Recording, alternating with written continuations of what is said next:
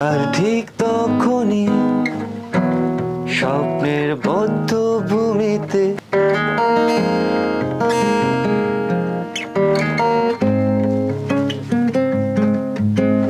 মেঘলা চাঁদের নিঃসঙ্গতা।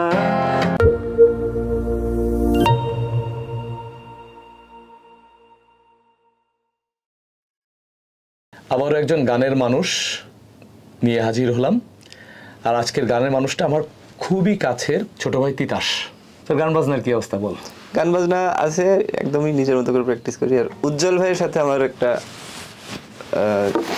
বাজানোর একটা কথা চলতেছে, ভাইয়ের সাথে বাজাচ্ছি। আচ্ছা আচ্ছা। নড়াইলের তিতাস। আমি যখন নড়াইলে প্রোগ্রাম করতে যেতাম আমি শুনতাম যে তিতাস নামের একটা ছেলে আছে, ছেলেটা গিটার বাজায়, খুব ভালো গিটার বাজায়। তারপর থেকে আমি সত্যিই তোর খোঁজে রাখতাম, তোর খোঁজে এখনো রাখি। তিতাস একটা গান শুনবো আগে। এই যে আমার যে গানটা আমি রেকর্ড করতেছিলাম, এই গানটা শোনাই। গানটা লিখছিল সৈকত ভাই, শাহজাহান ইসলাম সৈকত, ওনার বাড়ি যশোরেই। আমি সেকেন্ড ইয়ারে পড়ি তখন, ইন্টারমিডিয়েট, তখন এই গানটা সুর করা। এটা সুর তোর নিজের করা? জি। লিরিকটা শুধু সৈকত ভাই? হ্যাঁ, অ্যারেঞ্জমেন্ট সুর আমারই।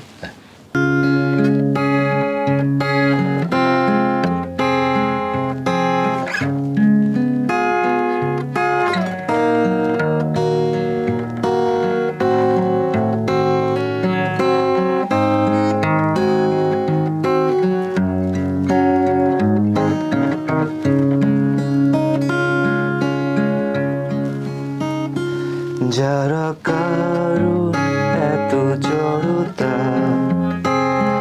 চায়নি যে পথে হারাতে, কেন তাকে ঘিরে এত কবিতা,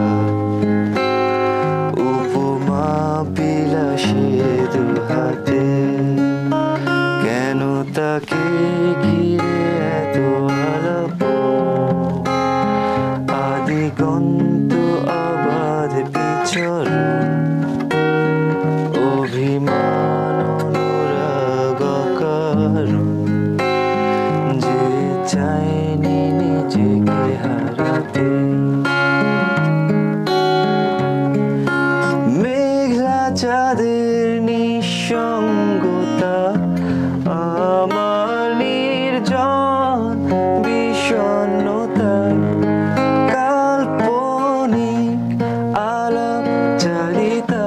সর্বস্ব তোমাকে ঘিরে। মেঘলা চাঁদের নিঃসঙ্গতা, আমার নির্জন বিষণ্ণতায়, কাল্পনিক আলাপ চারিতা, সর্বস্ব তোমাকে ঘিরে।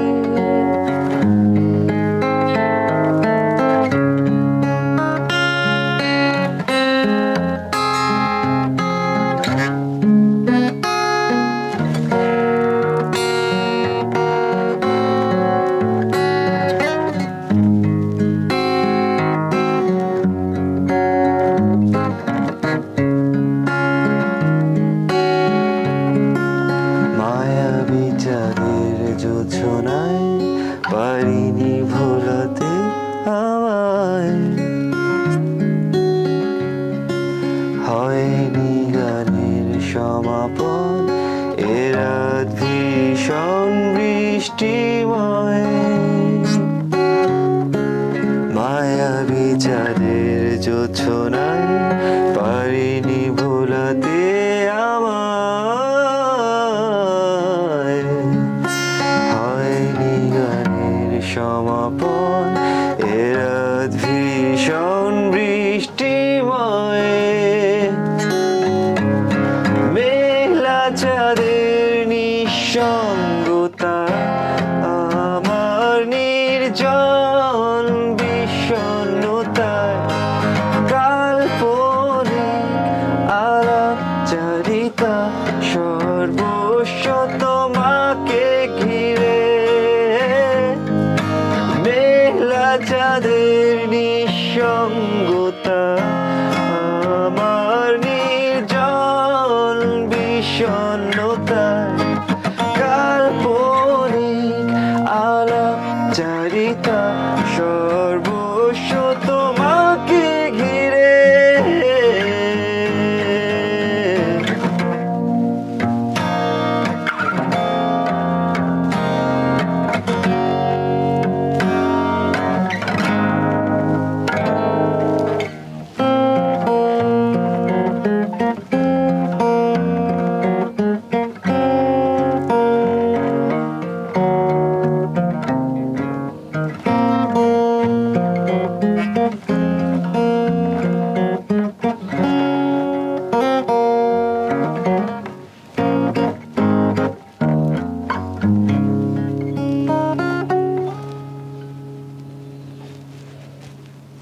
গান শুনছিলাম এক কান দিয়ে, মগ্ন হয়ে তাকাইছিলাম তোর হাতের দিকে। গানের সাথে চলা সেই ছোটবেলার থেকে? একদম বাচ্চাকাল থেকে। তোর মানে কখন মনে হলো যে তুই মানে গিটার বাজাবি? আমার বড় 3 ভাই, আমরা 4 ভাই। আচ্ছা। আমার মেজো ভাইয়া সেজো ভাইয়া ওনারা গান গাইতো, এখনো গায়। তো ওনারা গান গাইতো, আর আমি অনেক ছোট, ভাইয়ারা আমার থেকে আমার ইমিডিয়েট বড়ই, আমার থেকে 12 বছরের বড়। আর ওনারা পিঠাপিঠি। তো আব্বু ভাবলো যে দুজন গান গাচ্ছে, একজন বাজাক। আচ্ছা। তো সেভাবে আমার তবলা তবলা দিয়ে আমার শেখা শুরু। আর আমার ভাইয়া, আমার বাসায় হারমোনিয়াম ছিল, মানে আমার হারমোনিয়ামের আর্লিয়েস্ট যে মেমোরি সেটা হচ্ছে আমি ধরে একটা গান বাজাইতে চাইছিলাম, আমি বাজাই পারছি। আচ্ছা আচ্ছা। তবলা শিখতাম, ভাইয়ারা গাইতো, আমি বাজাইতাম, এইভাবে চলতে লাগলো। এরপরে আমার ইচ্ছা ছিল ছোটবেলা থেকেই যে আমি ভায়োলিন শিখবো আর পিয়ানো বাজানো শিখবো। আচ্ছা। কেন শিখবো জানতাম না, আমার ইচ্ছা ছিল। পরে নড়াইলে যখন আসলাম, ভায়োলিন খোঁজ নিলাম যে নড়াইলে কেউ শেখায় কিনা, শেখাইতো না। পাইলাম হচ্ছে যে গিটার শেখায় মূর্ছনা সঙ্গীত নিকেতনে, টুলু আঙ্কেল। তো 2005-এর এইরকম সময়ের কাহিনী। তো গেলাম, আমার ভাইয়ার একটা ইলেকট্রিক গিটার ছিল, এটা তখন ইলেকট্রিক্যালি কাজ করতো না, ওইটারই আমি অ্যাকোস্টিক আকারে বাজাইতাম। লাউডার ছিল, বেশ লাউডার ছিল সাউন্ড, প্র্যাকটিস করা গেছে তখন। তো ওইটা দিয়ে আমি শেখা শুরু করি টুলু আঙ্কেলের কাছে 2005-এই। তারপরে তখন এমনি শেখার উদ্দেশ্যে শেখা, ছোটরা অনেক কিছু শেখে, ড্রয়িং শেখে, আমি ড্রয়িং করতাম তখন। তো এইভাবে তখন গিটারটা শুরু। ঢাকা ইউনিভার্সিটি চারুকলা ডিপার্টমেন্টে পড়াশোনা করেছিস, সাথে মিউজিক করেছিস, কিন্তু চারুকলার থেকে কেন বের হলি বা কেন মিউজিকটাই শুধু করছিস? আমি চারুকলা থেকে আসলে ড্রপ আউট। তো মানে আমি চারুকলায় 2010-11 সেশনে ভর্তি হই, মানে 19তম ব্যাচে আর কি। তো ফার্স্ট ইয়ারই 4 বছর পড়ছি। আচ্ছা। মানে ফেল করি নাই। আচ্ছা। পরীক্ষা দিতে পারি নাই। পরীক্ষা দিতে দেওয়া হতো না, কারণ হচ্ছে আমি 60% ক্লাস করতে হয়, আমার ওই পার্সেন্টেজ আসতো না। আচ্ছা আচ্ছা। প্রথম 2 বছর তো আমি ক্লাস করি নাই একেবারেই, মানে ঢাকায় এসে পাংখা গজায় না, আমার গজাইছিল 4-5টা। আচ্ছা। ওইটা ঝামেলা হয়েছে। পরে যখন 2 বছর গেল, এরপরে আমি 3rd বছরে একটু সিরিয়াস ছিলাম, তো 60%-এর জায়গায় আমার বোধহয় 48% আসছিল। আচ্ছা। গেলাম, এরপরে হয়েছিল 52%। মোট 4 বছরে ফার্স্ট ইয়ার, মানে আমার বন্ধু বান্ধব অনার্স ফাইনাল দিচ্ছে, আমি ফার্স্ট ইয়ারে পরীক্ষা দিতে পারতেছি না, এই আর কি সিচুয়েশন। আচ্ছা আচ্ছা। তো মানে আমি আসলে চেষ্টা করছিলাম আমার জায়গা থেকে, হয় নাই। আচ্ছা, তখন কি মানে মিউজিক নিয়েই মিউজিক তো আমি আসলে মানে তখন অন্য উন্মাদনা, আমাদের ক্লাসটা ছিল অন্যরকম। ওই ডিপার্টমেন্টে যে ক্লাস প্রেজেন্টের খাতায় সাইন করে আসতে, তো এটা আবার 10টা পার হয়ে গেলে থাকতো না। আচ্ছা আচ্ছা। 10টা 10:30 পার হয়ে গেলে থাকতো না। আর আমাদের ক্লাস হচ্ছে 9টা থেকে 2টা পর্যন্ত, এবং ড্রয়িং ওই বসে আছে ফিগার দেখে আঁকতে হবে, 3 দিনের ক্লাস। তো আমি তো 2 বছর ক্লাস করি নাই, কিন্তু ড্রয়িং তো করেছি।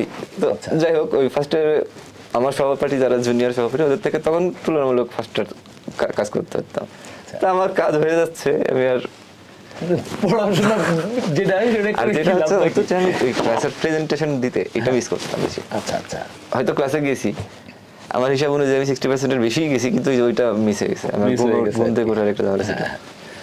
আমি বেসিক্যালি মানে গানটাকে, মানে মিউজিকটাকে কেন্দ্রে রেখে সবকিছু চিন্তা করা হয়েছে সবসময়।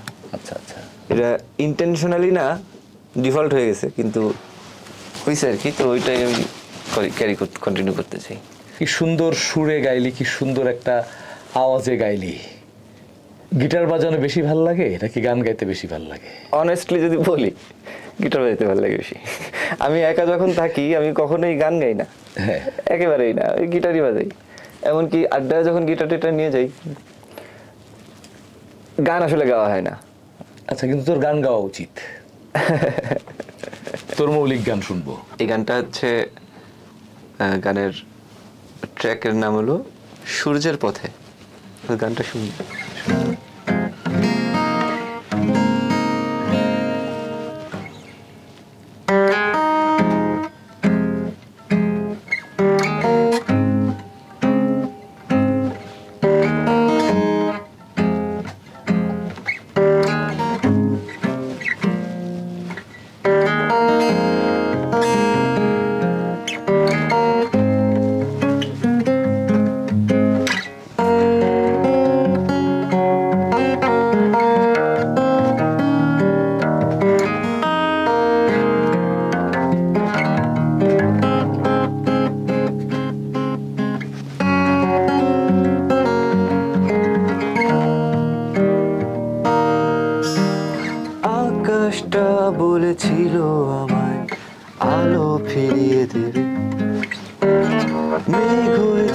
তাতে কি সূর্য আলো নিয়ে আসবে।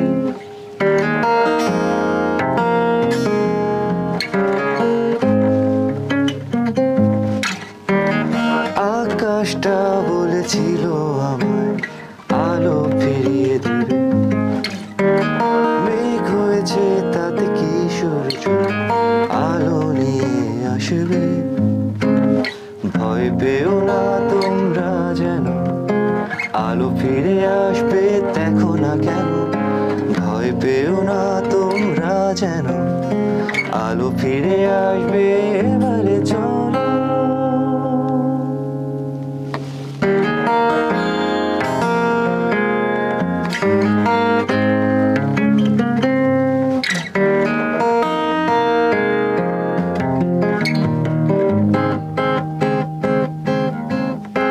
বেশি না হলেও ভালো, তবু সূর্যের সাথে চলো। অন্ধত্ব পায়ে মারিয়ে দিয়ে প্রদীপ হাতে কথা বলো। বেশি না হলেও ভালো, তবু সূর্যের সাথে চলো। অন্ধত্ব পায়ে মারিয়ে দিয়ে প্রদীপ হাতে কথা বলো। ভয় পেও না আর কখনো আলো ফিরে আসবে, দেখো না কেন। ভয় পেও না আর কখনো আলো ফিরে আসবে, দু চোখ মেলো।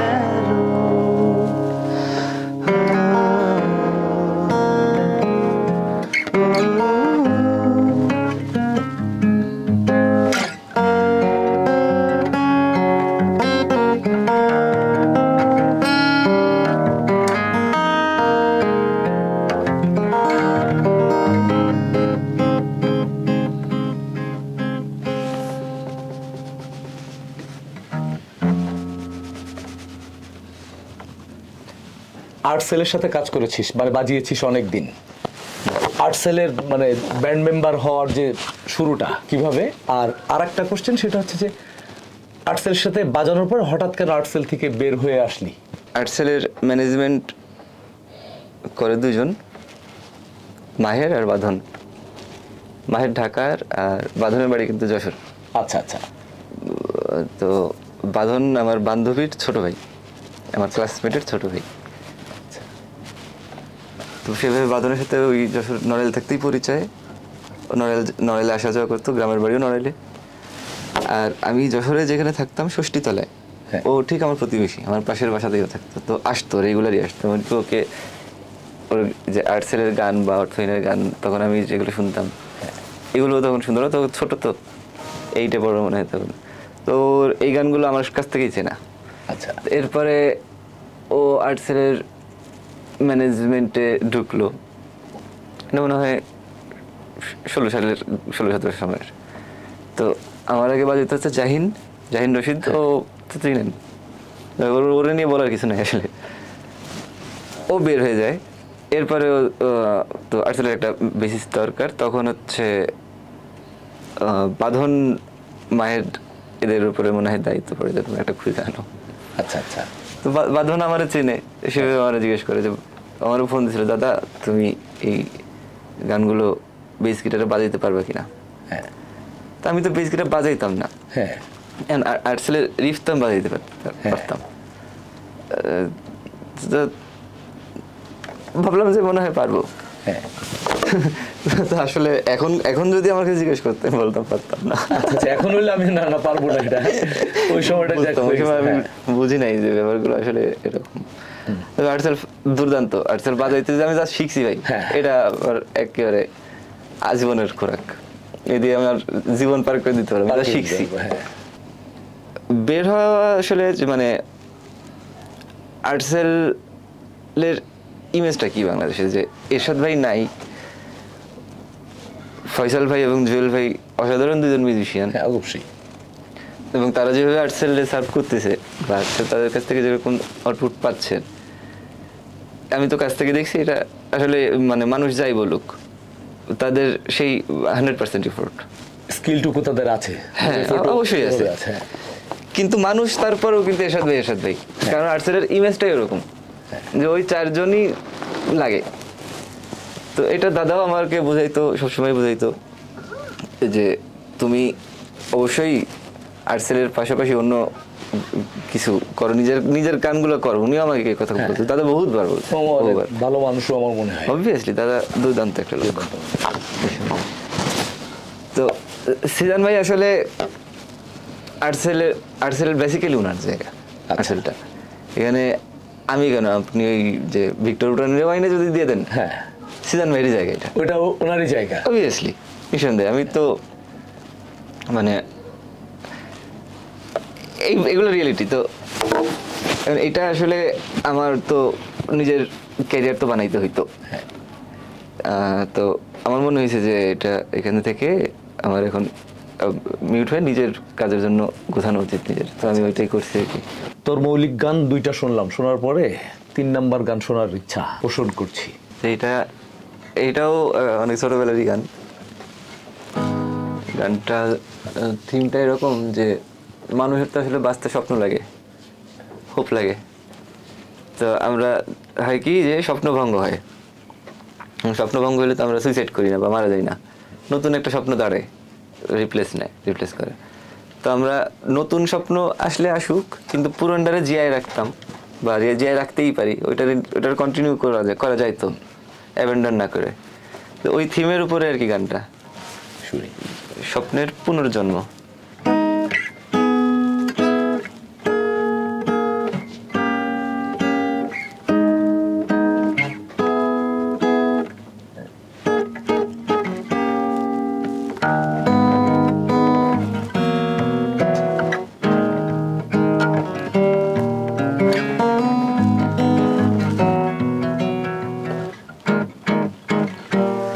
আর ঠিক তখনই স্বপ্নের বদ্ধ ভূমিতে স্বপ্ন আরো একটি আছড়ে পড়ে মৃত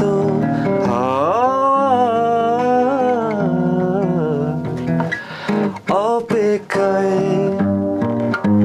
রিক্ত বাসনা গুনে ধরানো ছিল, অস্থির মনোযোগী সকাল আমার ঘুমে জড়ানো ছিল।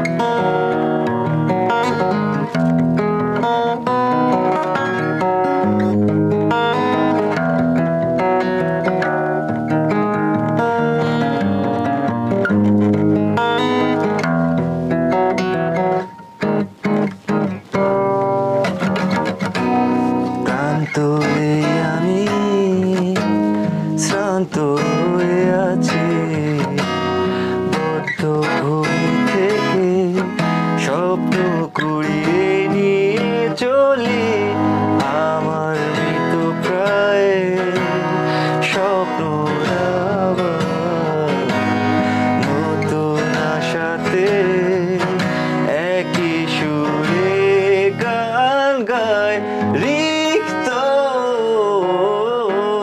বাসনা নিয়ে দৃপ্ত দুপায়ে আমার মৃত প্রায় স্বপ্নরা নতুন পথ ধরে ছুটে চলে।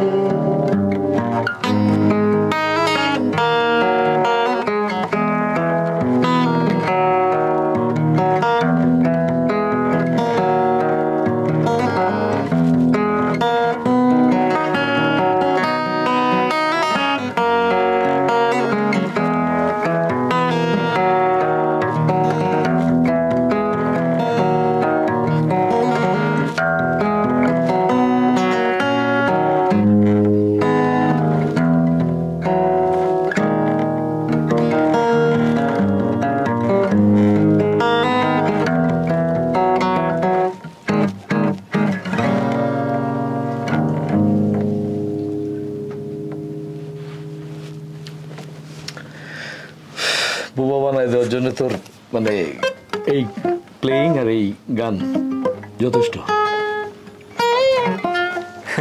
একদম সত্যি কথা বলছি, বিশ্বাস করতে তিতাস, মানে শেষ একটা গান শুনবো তোর কাছে, অবশ্যই সেটাও মৌলিক। এই গানটা হচ্ছে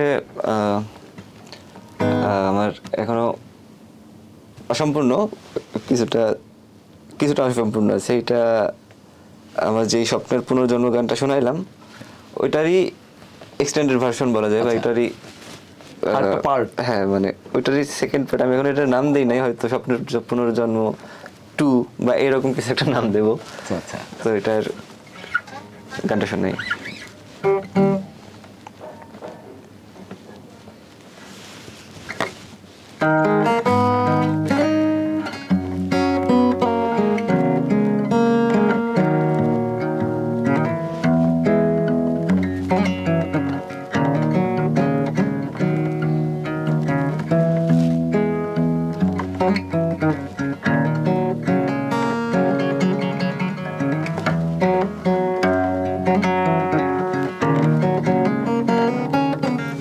যেখানে সীমান্তে বেলা শেষে আলো ডুবে যায়, সে সীমানা জুড়ে স্বপ্ন খেলা গোধূলি বেলায়, সে দিগন্তরে এসেছি উড়ে জুড়েছি সেই খেলায়, খেলোয়াড়ের জেতা গোধূলি আলোয় স্বপ্ন খেলা। যেখানে সীমান্তে বেলা শেষে আলো ডুবে যায়, সে সীমানা জুড়ে স্বপ্ন খেলা গোধূলি বেলায়, সে দিগন্তরে এসেছি উড়ে জুড়েছি সেই খেলায়, খেলোয়াড়ের জেতা গোধূলি আলোয় স্বপ্ন খেলা। তাই আমি ঘরে ফেরার জয়ন্তীতে উড়ব আকাশ, যেটা ভাসবো সেই স্বপ্ন তরি ছোটে পূর্ব হাওয়ায়। আমি ঘরে ফেরার জয়ন্তীতেও উড়ব আকাশে, যেটা ভাসবো সেই স্বপ্ন সোপান গড়া